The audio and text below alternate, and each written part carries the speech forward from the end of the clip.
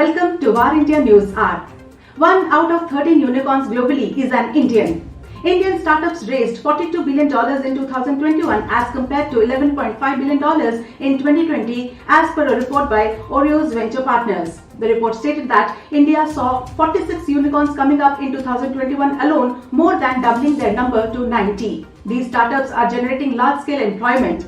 India, with 90 unicorns, is the third largest unicorn hub behind the US with 487 and China 301 and ahead of the UK with 39. India has the third largest startup ecosystem in the world with about 60,000 startups. These startups are not only developing innovative solutions and technologies but are generating large-scale employment. Today, 1 out of 13 unicorns globally were born in India. As per the report, Bengaluru was the city with the most unicorns. Fintech, e-commerce and SaaS, that is software as a service, have seen the maximum number of unicorns, while health tech, edtech, D2C, gaming and crypto are also close behind. India has seen 4 decacorns, that is companies with a valuation of $10 billion and above. So far, Flipkart, Paytm, Byju and Orios Rooms, the report stated. The year 2021 was a landmark year for Indian startups going public. Today, 1 out of 13 unicorns globally is Indian. A total of 11 Indian startups, including 8 unicorns, raised about $7.16 billion through public offerings.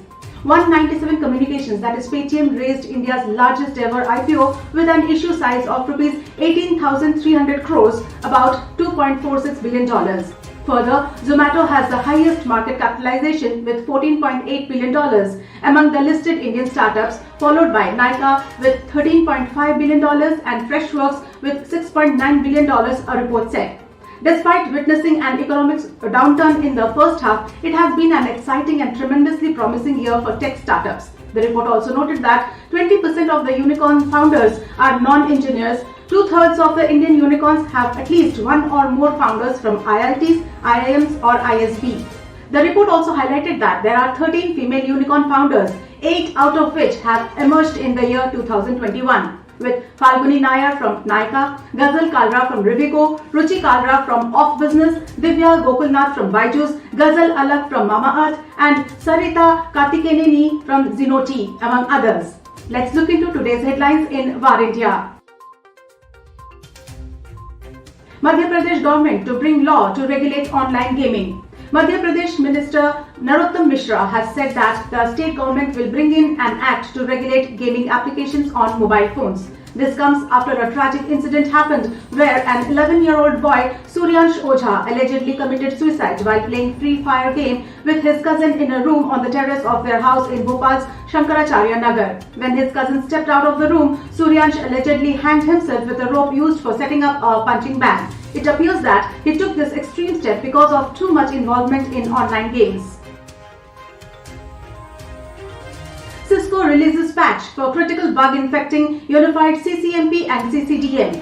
Cisco Systems has deployed some security updates for a critical security vulnerability affecting Unified Contact Center Management Portal and Unified Contact Center domain merger that could be exploited by a remote attacker to take control of an affected system. The vulnerability is tracked as CVE 2022-20658 and has been rated 9.6 in severity on the CVSS scoring system. With these accounts, the attacker could access and modify telephony and user resources across all the unified platforms that are associated with the vulnerable Cisco Unified CCMP. Russia arrests REvil ransomware's 14 gang members. The Federal Security Service of the Russian Federation announced a joint effort with the Ministry of Internal Affairs of Russia that led to the arrest of 14 people associated with the infamous cybercrime group REvil ransomware. The arrested individuals were charged with committing crimes under Part 2 of Article 187, illegal circulation of means of payment of the Criminal Code of Russia. The FSB also said that the investigative measures were based on a request from the United States. It further added that the US was informed of the outcome as well. Facebook gets a $3.2 billion UK class action for market dominance. Social media giant Facebook, now known as Meta Platforms, faces more than a $3.2 billion class action in Britain over allegations of abusing its market dominance by exploiting the personal data of 44 million users. The lawsuit will be heard by London's Competition Appeal Tribunal, alleging Facebook made billions of pounds by imposing unfair terms and conditions that demanded the consumers to surrender valuable personal data to access the network. However, Facebook said people used its services because it delivered value for them and they have meaningful control of what and with which they share information on Meta's platforms. SoSafe raises $73 million in its Series B funding.